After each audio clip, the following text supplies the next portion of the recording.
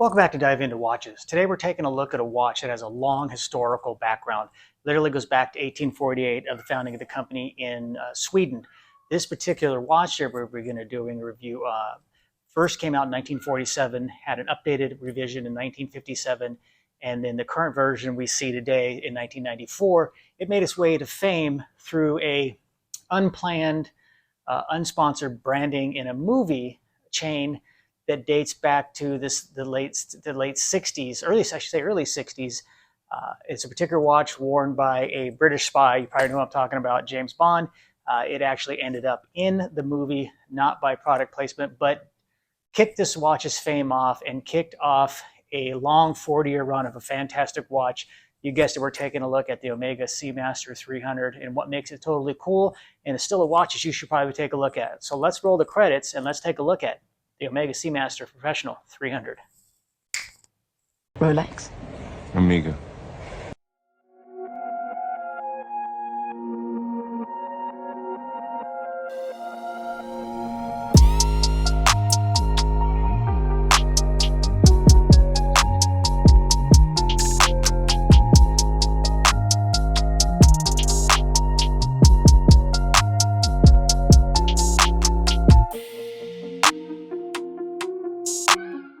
I'm not going to go into the long horological history of Omega. There's been plenty of videos that are done on that one. You can go and research it. But as I said earlier, the company started back in 1847 in Sweden. And this particular watch, the first Omega Seamaster, came out in 1947. It was later revised, I think it was 1957, to the Omega Seamaster 300. And then in 1994, it became the Omega Seamaster 300 Professional. As I stated earlier, it was used as a prop watch in the first, shouldn't say the first, but the first James Bond film that Pierce Brosnan was in, GoldenEye. The name's Bond. James Bond. And it was not a planned product placement, but it turned out to be a huge win for the franchise, Omega, and the movie, and became a very, very popular watch.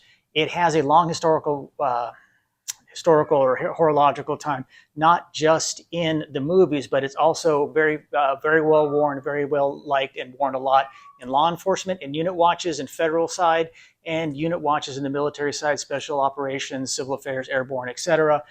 It's a very, very popular unit watch. I think even SAS has some unit watches that are done for it, and I think even some Navy SEALs have some unit watches of it. But we're going to take a look at the current version of the Omega Seamaster 300 Professional, which many would say nowadays is more of a luxury watch than a diver tool watch. But to me, it is still a tool watch regardless. It is definitely more on the luxury side and has gotten very, I would just say very expensive, but it's gotten to the expensive side of watches. But let's jump over to the bench and get a closer look at what makes the Omega Seamaster 300M Professional cool and why you should think about adding one of these to your collection. Okay, here we are over on the bench. We're going to take a closer look at the Omega Seamaster 300 Professional. But before I get into all the cool stuff about it, let's just go ahead and cover the dimensions real quick. It is a case diameter of 42 millimeters. It is a case thickness of 13.7 millimeters.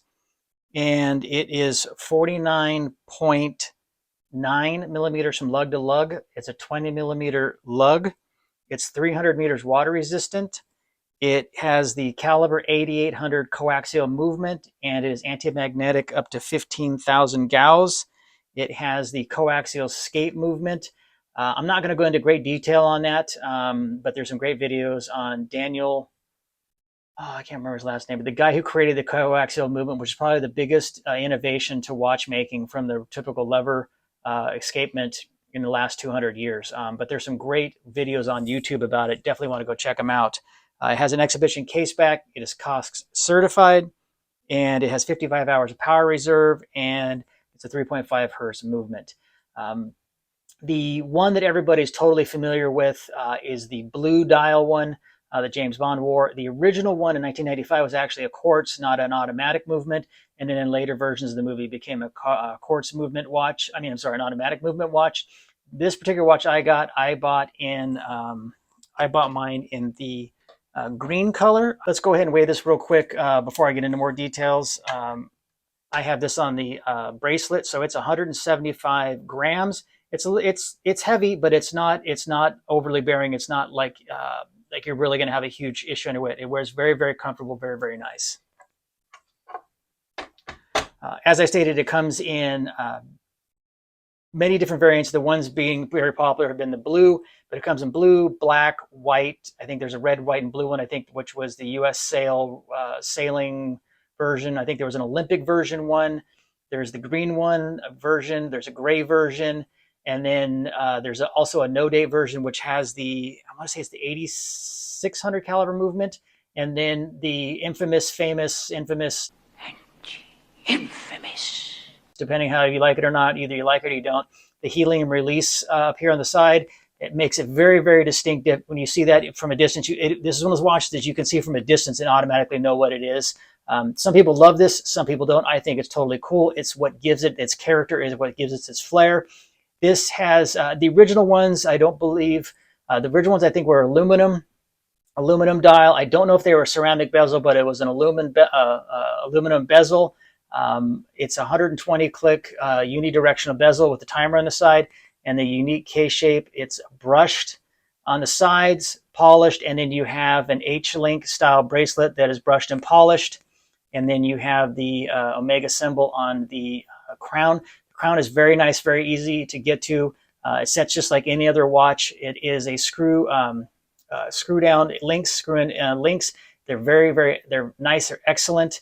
One of the things I do love about the watch is it has an adjustable on-the-fly diver clasp. And in the summertime when I wear this, I do adjust this depending on the time of the day, because later in the day in Arizona it gets really, really hot, and I'll end up probably kicking it out a notch. Now you can see that it is very well worn. Even though people will say these are more of a luxury watch than a tool watch, I do wear my watches. To me, I use my tools. They are a tool watch to me. You can see a scratch, but that could easily be polished out if I ever want to sell it, but I'm never going to sell this. This is one that's been on my list since day one of James Bond. And you can see the exhibition case back in that beautiful caliber 80 Co-Axial 8800 movement. And then it says up here 300 meters or 1,000 feet. And then on this side it says, let's see if I can get it, Diver 300 on it. This particular one I said is in green. You have the new dial, which is the wave laser etched ceramic dial, and then a ceramic bezel. You have the loomed indices all the way around. You have the loomed lollipop on there with the pointer. And then you have the lume on each of the open hands, sword style hands with the open in the center. And then you have the date at the 6 o'clock. It is absolutely a fantastic watch. I have zero complaints on it. It's a joy to wear, very comfortable to wear. I don't think you can go wrong with this one. I probably will pick up the rubber strap that you can put on these to wear it in the winter time. And then I'll keep wearing the metal strap here in the summertime because it's much more comfortable. It does not have quick release on it, but that's okay. I still think it's a fantastic watch. You can find these, depending on where you look, you can find these anywhere from new mid-5s to I think new is like 6,800. I got mine with the AD where I've gotten some other watches, and I got this one at 20% deal. So I think all in on this watch, I think I have more than 20% off on it. I think out the door I was 5,000 on this watch. I get it. It's a lot of money for a lot of people, but I saved a long time for this watch. It was one of my 3 Grail watches that I have. I still have a review of doing the other 2. I haven't done a review, but I do another one. But let's take a look at the lume and see how it looks under the lume. Okay, there's the excellent lume. There's no doubt that Omega has excellent lume. There's never in question, but it's always nice to see the lume. You got the lume 12 o'clock at the pip, and then all indices and hands are all lumed. Everything is very visible. The lume lasts a long time. The lume is excellent. So no need to belabor how well the lume is on Omega. When you're spending the money that you do spend on one of those, that's just one of those things you expect to be there. Overall, I'm extremely happy with these watches. If you can pick up, I might try to pick up an earlier model just to have it in my collection. One of the beauties of the Co-Axial movement is that it greatly lengthens the amount of time you need for service compared to the typical lever escapement. I think I want to say it's almost 10 years on a service on one of these, depending on the level you beat them up and how well you use it. I've seen a lot of Omega Seamasters on wrists when I was in my last deployment in Afghanistan, And throughout my 20 years plus career in the Army, I've seen quite a few Omega Seamasters, some cool unit watches. You do have the push button deployment release, and then which to release the clasp, and then you have the push button here that will extend the divers. And it extends it out quite a bit. It's almost, I want to say, almost 2 full lengths. So you can really extend this one out. Very simple to use, and you just push it back in. I keep it usually at typically 1 click out. I'll make sure you have some good water shots and pull shots. But let's go ahead and get a wrist shot to see what it looks like on a 6 1/4 inch wrist. Before I do a quick wristwatch check, I am wearing my Shirokara. It's called the Midori Bolt. It's a Japanese watchmaker out of Kyoto, Japan. It's a micro brand. I typically don't wear micro brands anymore, but when I do wear a micro brand, Shirokara is probably the main and only micro brand that I wear. I think I've sold all my other micro brands, and this is the only watch I wear. I have 2 of them from Shirokara. I absolutely love them. I will do a review on this one because I just picked this one up because I love the other one so much. It's got that 60s, 70s skin diver feel, the huge acrylic hardlex crystal on there that will scratch over time, but you know, you can. It's just such a cool watch. But be looking for a review on that one. So let's get this off and let's get the wrist shots. Okay, here it is on my 6 1/4 inch wrist, and you can see it fits absolutely perfect. It wears perfect, very comfortable. I wear this a lot. Probably the watch I wear the most is my Tudor Chrono steel and gold chocolate black dial. I will do a review on that one, but this one and that one get a ton of wear.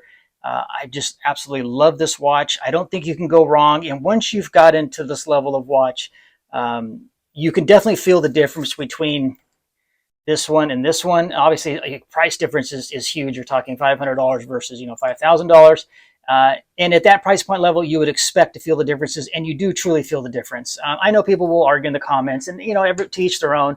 You spend your money how you feel. You do what you like. I don't knock anybody for what they buy, what they do. I still wear this brand watch, and I love this watch.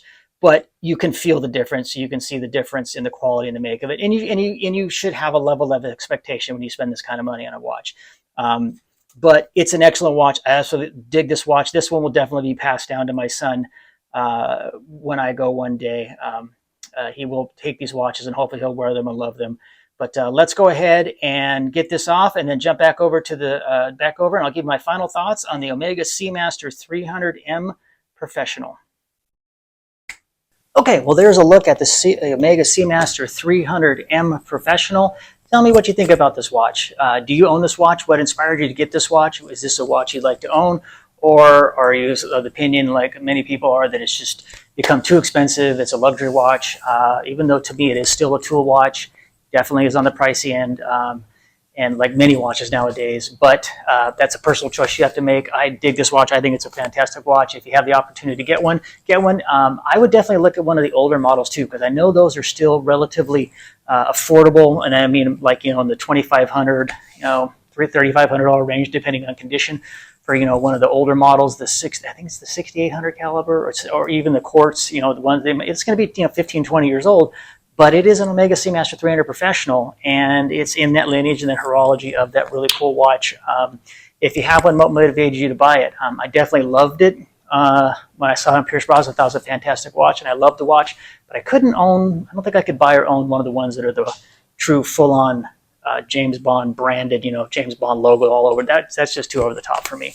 But I definitely would have wore this and had this when I was on active duty. I would have deployed with it. I would have wore the heck out of it.